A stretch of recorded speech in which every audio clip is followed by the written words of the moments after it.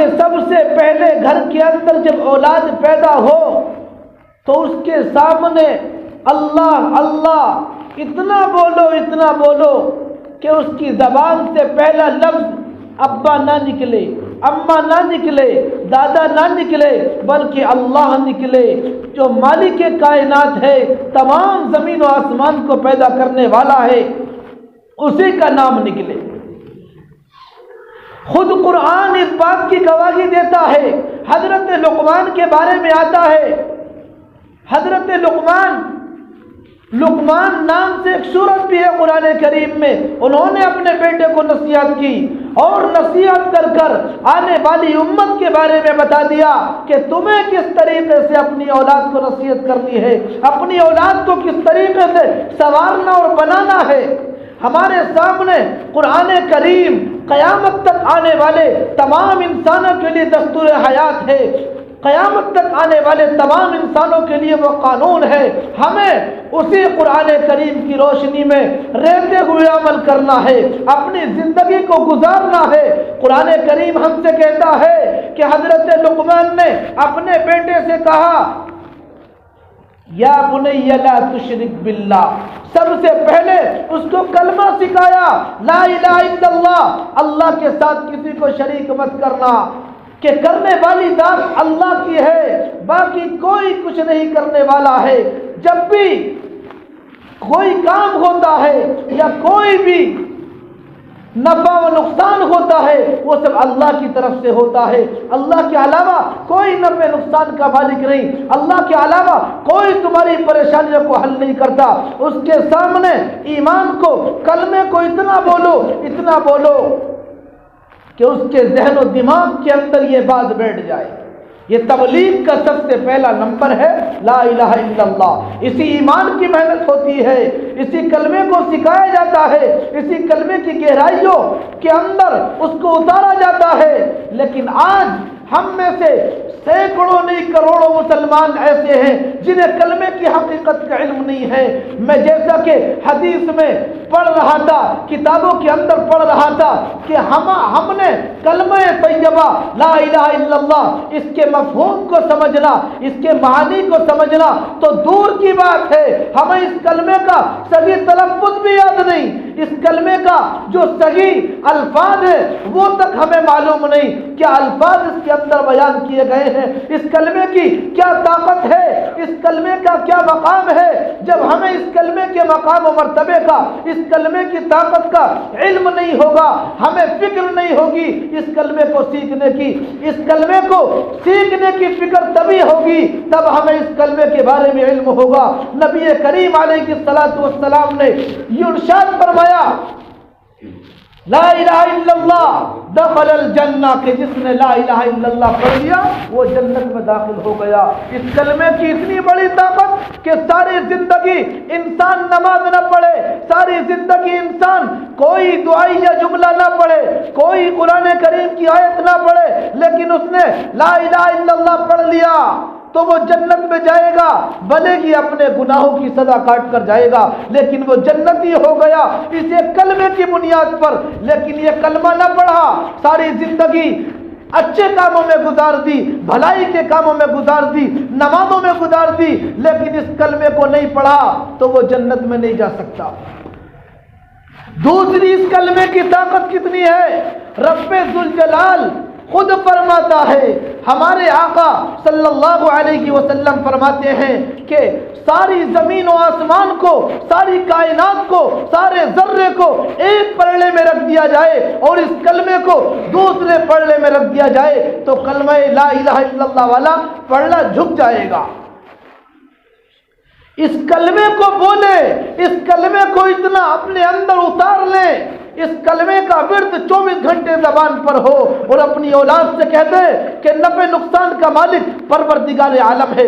اگر کبھی کوئی ضرورت پیش آئے تو پروردگار کے سامنے ہاتھ پھیلانا، کسی اور کے سامنے ہاتھ مت پھیلانا۔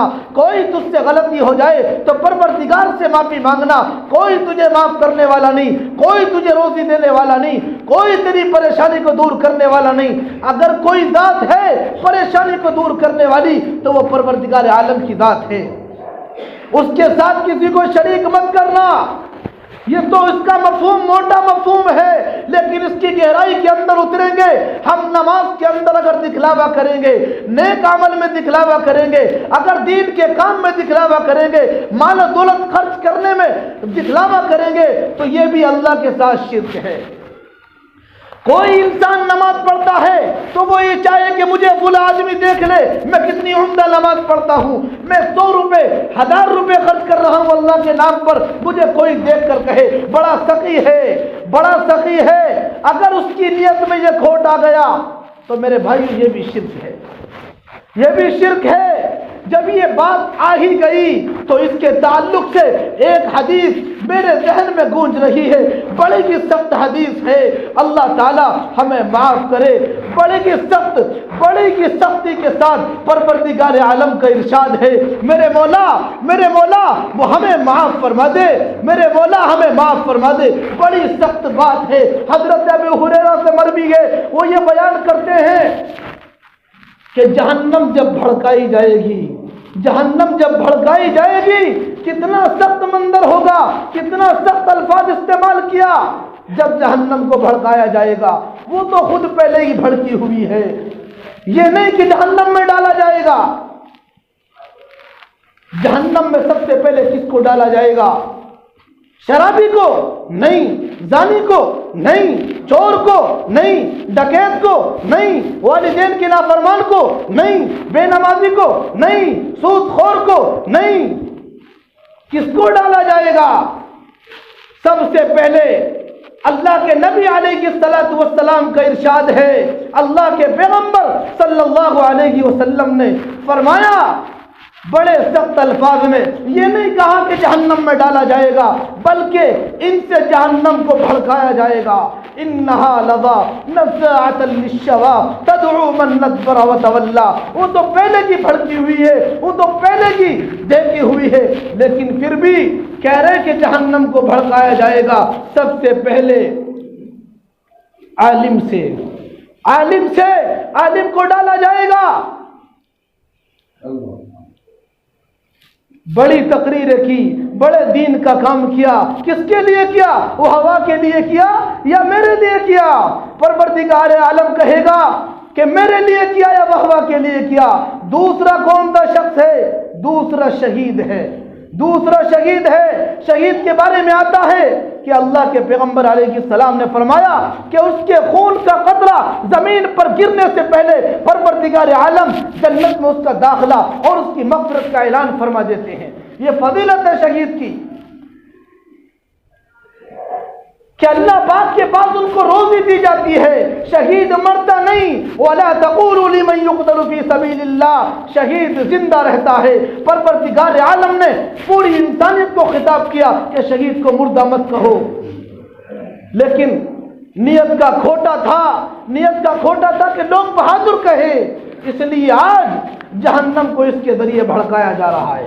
تیسرا آدمی سخی ہے لیکن نیت میں کھوٹ تھا، نیت کا کھوٹا نکلا کہ اپنی واہ کے لیے کیا، اپنی سخاوت کو جتانے کے لیے خرچ کیا، تو پروردگار عالم ان 3 شخصوں کے ذریعے سے جہنم کو بھڑکائے گا، ان 3 شخصوں کے ذریعے جہنم کو بھڑکائے گا۔ اللہ تعالی ہم سب کی حفاظت فرمائے۔ آج جب ہم معاشرے پر نظر ڈالتے ہیں تو میرے بھائیوں، ہم میں سے ہر انسان، اکثر انسان ایسے ہیں کہ جن کی نیتوں میں کھوٹ آ ہی جاتا ہے۔ اس لیے بخاری شریف قرآن کریم کے بعد جس کا درجہ سب سے زیادہ ہے، فرمایا اللہ کے نبی نے انما الاعمال بالنیات، سب سے پہلی حدیث یہی ہے کہ نیت، اعمال کا دار و مدار نیتوں پر ہے، اعمال کا دار و مدار نیتوں پر ہے۔ نیت اگر خالص ہوگی اللہ تعالی ہمیں اخلاص کی دولت سے مالا مال فرمائے۔ آج میرے بھائیوں، ہم دین پر خرچ کرتے ہیں، مدارس میں خرچ کرتے ہیں، اسی طریقے سے مساجد میں خرچ کرتے ہیں، اسی طریقے سے غریب بیواؤں پر خرچ کرتے ہیں، تو دل میں نیت رہتی ہے کہ دیکھنے والا ہمیں سخی کہے، ہماری اخبار میں فوٹو آ جائے کہ ہم نے فلاں غریبوں میں کمبل تقسیم کیے، ہم نے فلاں غریبوں کی مدد کی ہے، ہمارا اخبار میں فوٹو آ جائے، دنیا میں ہمارا چرچا ہو جائے کہ ہم کتنے بڑے سخی ہیں، کتنے بڑے خرچ کرنے والے ہیں۔ آج میرے بھائیوں اس دکھاوے نے ہمارے اعمال کو جلا کر راکھ کر دیا جلا کر. تو میں عرض کر رہا تھا یا بنی لا تشرک باللہ، شرک کے بارے میں اگر کسی نے رکوع سجدے کو صحیح نہیں کیا تو وہ نماز کا چور ہے، وہ چور اور ڈکیت ہے، نماز کے اندر وہ ڈنڈی مار رہا ہے. قرآن کریم کو صحیح تلفظ سے نہیں پڑھے تو وہ قرآن کریم کا چور ہے. اس لیے قرآن کریم کو سیکھنے کی ضرورت ہے، اس لیے نماز کو سیکھنے کی ضرورت ہے، اس لیے علم دین کو سیکھنے کی ضرورت ہے تاکہ ہمیں صحیح بات کا علم ہو جائے. یا بنی لا تشرک باللہ، حضرت لقمان کی نصیحت تھی کہ میرے بیٹے اللہ کے ساتھ شرک مت کرنا، چاہے تیرے ٹکڑے ٹکڑے کر دیے جائیں، تجھے آگ کے اندر جلا دیا جائے، تجھے زمین کے اندر دھسا دیا جائے، لیکن اللہ کے ساتھ کسی کو شریک مت کرنا، اپنے ایمان کا سودا مت کرنا. لیکن آج امت مسلمہ، آج نبی کا کلمہ پڑھنے والے 10 روپے پر 5 روپے پر ایمان بیچ دیتے ہیں، ایمان کی قسمیں کھاتے ہیں، لیکن ایمان کو انہوں نے کوئی وقت نہیں سمجھی کہ یہ ایمان کتنی قیمتی دولت ہے. ایمان کتنی قیمتی دولت ہے، اس کو بھلا بیٹھے، ہم اس کی گہرائیوں میں نہیں پہنچے. آج ذرا سی باتوں پر ایمان کے سودے، آج ذرا سی پریشانی آ گئی، ذرا سی بیماری آ گئی، عقیدہ اٹھ گیا، ایمان ختم ہو گیا، چلے گئے دوسروں کے پاس مدد مانگنے کے لیے کہ اللہ کو میں ہی بچاتا کہ میرے اوپر پریشانی ڈال دی. فوراً عقیدہ چینج ہو گیا، فوراً ایمان کو ختم کر بیٹھے کہ اللہ نے ساری پریشانی کا ٹھیکہ ہم نے لے رکھا ہے. طرح طرح کی باتیں زبان سے نکالتے ہیں. اس لیے یہ زبان ایسی چیز ہے، اللہ کے نبی نے اسی کے بارے میں یوں فرمایا کہ زبان اور دونوں رانوں کے درمیان جو شرمگاہ ہے، اس کی حفاظت مجھے دے دو، میں جنت کی ضمانت تمہیں دیتا ہوں. جنت کی ضمانت کا وعدہ آپ نے فرمایا، جنت میں خود دلواؤں گا. اور آج اسی نبی کا کلمہ پڑھنے والے، اسی نبی کی بات کو سینے پر ٹھوک کر بتانے والے آج میرے بھائیوں کس قدر غفلت کی زندگی گزار رہے ہیں. یہ سب باتیں ہمارے سب کے لیے ہے، ایسا نہیں کہ صرف کسی خاص آدمی کے لیے، بلکہ نہیں، آج ہم سب اس جرم میں شامل ہیں. ہم نے ایمان کو نہیں سیکھا، ہم نے اپنے نبی کے اخلاق کو نہیں سیکھا کہ یہ ایمان کتنا کمزور تھا، یہ ایمان آج ہمارا کتنا کمزور ہو گیا. اس کا ذرا بھی احساس نہیں ہے، اس کا ذرا بھی احساس نہیں کہ یہ ایمان ہم تک کیسے پہنچا، کیسی قربانیاں اس ایمان کے ہمارے تک پہنچنے میں لگی ہیں، کیسی قربانیاں لگی ہیں. ہم نے اپنے نبی کی زندگی کو نہیں اٹھایا، اپنے نبی کی سیرت کو نہیں پڑھا کہ ہمارے نبی نے کتنی مشقتیں اٹھائی. آپ کو کوئی تسلی دینے والا نہ تھا، آپ کے سر پر کوئی ہاتھ رکھنے والا نہ تھا. جب آپ اٹھے 40 سال کی عمر میں نبوت کا تاج آپ کے سر پر سجایا گیا، آپ کو جب دبایا گیا جبریل نے غار ہیرا کے اندر، جبریل نے جب دبایا، زور سے دبایا، تو آپ نے اقرا بسم ربک الذی پڑھا. آج 7 سال کا بچہ، 8 سال کا بچہ جب حافظ قرآن ہوتا ہے یا قرآن کریم کو پڑھتا ہے تو سینکڑوں لوگ ہیں جو اس کے گلے میں مالائیں ڈالتے ہیں، جو اس کے گلے میں ہار ڈالتے ہیں. لیکن ادھر پروردگار عالم کا وہ نبی کہ آج قرآن کریم اس کے سینے پر اتر رہا، وہ قرآن کریم پڑھ رہا، پھول ڈالنے کے بجائے اس کے جسموں پر پتھروں کی بارش ہو رہی، اس کو ستایا جا رہا ہے. اس نبی کو نہ ماں کا پیار ملا، باپ کو تو دیکھا ہی نہیں، ماں کا پیار بھی نہ ملا، کوئی اس کی بات سننے والا نہیں. آج ہمارے پاس ایسا وقت نہیں ہے کہ ہم کوئی بات کریں تو ہم پر کوئی اس نبی نے کوئی دین کی بات کی یا اس نے قرآن کریم پڑھا تو اس کے اوپر پتھروں کی بارش تو کر دی، اس کے اوپر تھوک تو دیا، اس کے اوپر کوڑا تو ڈال دیا، لیکن کوئی تسلی دینے والا نہیں، کوئی اس کی ہمدردی میں کھڑا ہونے والا نہیں. آج ہم سے کوئی غلطی ہو جائے یا ہمیں کوئی ستانے لگ جائے، ہمارے ساتھ دسوں کھڑے ہو جاتے ہیں. لیکن ہم نے اپنی نبی کی قربانیوں کو بھلا دیا. کبھی ہم نے نہیں سوچا کہ اس نبی نے کتنی قربانیاں اس دین کو ہم تک، اس ایمان کو پہنچانے کے لیے دی ہیں، اور اس ایمان کی ہمارے دلوں کے اندر کوئی وقت نہیں، اس نبی کا کوئی مقام نہیں.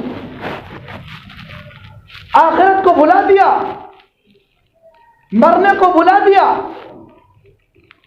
ہمیں موت یاد نہیں رہی، موت یاد نہیں رہی، موت سے بڑی نفرت ہوتی ہے، بڑا ڈر لگتا ہے موت سے۔ کسی نے سوال کیا ایک بزرگ سے، بادشاہ سلیمان ابن عبد الملک نے، ایک حج کے موقع پر گئے ہوئے تھے، ایک پرانے بزرگ تھے، ان سے کہا کہ حضرت میں آپ سے ایک سوال کرنا چاہتا ہوں، لوگ موت سے کیوں ڈرتے ہیں، کیوں گھبراتے ہیں؟ تو اس نے کہا کہ جو اللہ کا دیندار ہوتا ہے، اللہ کا نیک بندہ ہوتا ہے، وہ موت سے نہیں گھبراتا۔ کہا کہ موت سے آج کی انسانیت کیوں گھبراتی ہے؟ تو ان بزرگ نے کہا آباد گھر کو چھوڑ کر ویران گھر میں کون جانا چاہتا ہے؟ آباد گھر کو چھوڑ کر ویران گھر میں کون جانا چاہتا ہے؟ آج کے لوگوں نے دنیا کو آباد کیا، آخرت کو ویران کر دیا، قبر کو ویران کر دیا، اس لیے ان کا آباد گھر سے ویران گھر کو جانے کو دل نہیں چاہتا، اس لیے ڈر لگا رہتا ہے۔ ان بزرگوں نے، ان ولیوں نے اپنی آخرت کو، اپنی قبر کو آباد کیا، دنیا کو آباد نہ کیا، اس لیے ان کو موت محبوب ہے، موت انہیں محبوب ہے، موت سے محبت ہے، انہیں موت سے ڈر نہیں لگتا۔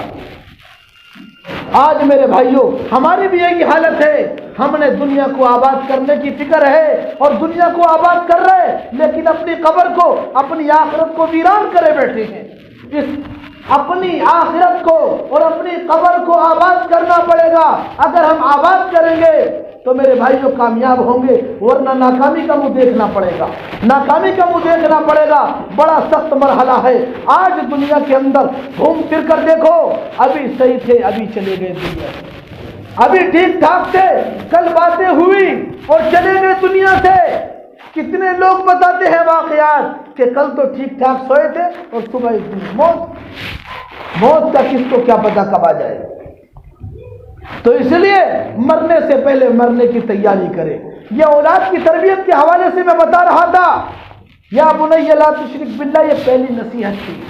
دوسری نصیحت اپنی اولاد کو، دوسری نصیحت، دوسرا سبق یہ ہے، یا بنی انہا ان تک مثقال حبۃ من خردل فتکن فی صخرۃ فی السماوات او فی الارض۔